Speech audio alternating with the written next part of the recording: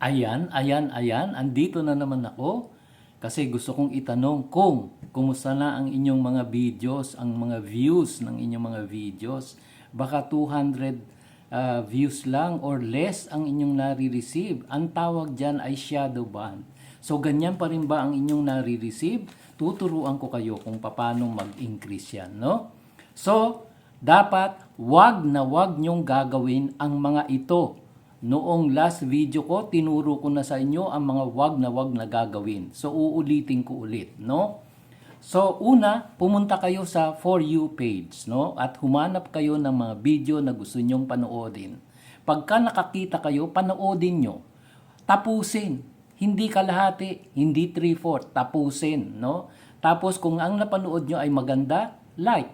Mag-like kayo, no? Tapos, mag-comment. Mag-comment kayo, dapat related dun sa video na pinanood nyo. Hindi, wow, okay. Hindi ganun. Napakaliit, no? Dapat sabihin nyo, wow, ang ganda ng sinabi mo dito sa video. Ganun pala ang gagawin, no? Na dapat tayo ay magsisikap para umunlad. Sige, idol, ganyan ang gagawin ko. Okay? Thank you very much sa iyong video. O ganun, no? So, wag matipid. Dapat, talagang kung ano yung napanood nyo, no? Gagawin nyo lang ito sa 5. Hindi ko sinasabi na gagawin nyo to sa napakarami. Magsimula lamang kayo sa 5. Okay? So, pagka hindi nyo nagustuhan nga pala, ito, wag kayong magiging toxic. Wag kayong magko-comment ng mga toxic comment. Kasi si TikTok, meron na siyang filtered comment na tinatawag. Hindi niya yan ilalagay na dyan. No? Pupunta yan dun sa filtered comments. Tapos, hindi yan makikita sa inyong, hindi makikita yung mga comment ninyo. Okay? So, ang susunod, pagkatapos nyo mag-comment, dapat yung video nyo, no? 5 lang naman yung sinasabi ko, ilagay nyo sa favorite. No? Okay? At, i-share ninyo sa inyong mga kaibigan. So, yan ang gagawin nyo, no? Sigurado, merong pagbabago sa inyong account. Ngayon, ang totoo niyan, hindi kayo ang hindi kayo dadami ang views dahil diyan. Kasi hindi naman kayo ang pinanood Kayo ang nanood, no? So, bakit ganyan ang sinasabi ko na gawin ninyo?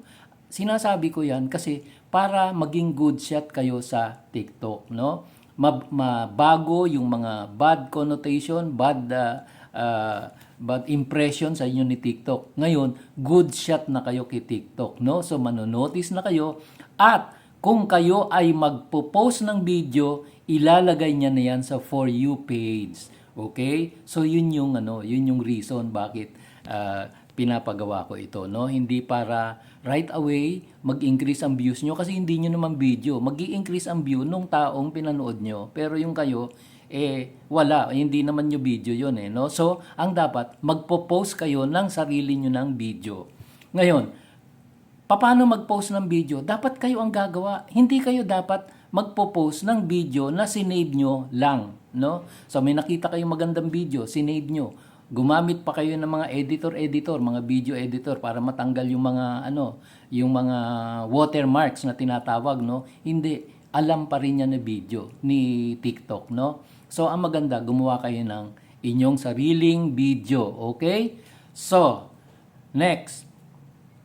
Meron ngayon technique si TikTok.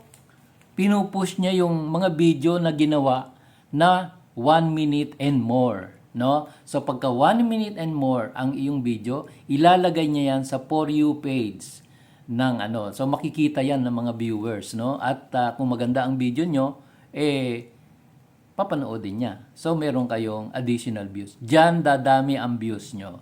So sana natutunan nyo itong sinabi ko at magsimula kayo ng tama. Okay? So yung mga hindi maganda yung ginawa, good shot na kayo kay TikTok, nasa radar na ni TikTok kayo, okay? So, paganda ng paganda, mag-practice kayo na mag-practice, na gumawa ng sarili nyong video. Umisip kasi kayo ng medyo hindi na gasgas na topic. Dapat yung kayo lang. Baka puro Marian Rivera kayo lahat. Tayo, pati ako, nag-Marian Rivera, no? So, nagsawa na ang tayo doon sa topic na yon. Napakaraming topic na pwede nyong pagtuunan ng pansin at umisip kayo ng inyong sariling topic. Okay? So, goodbye!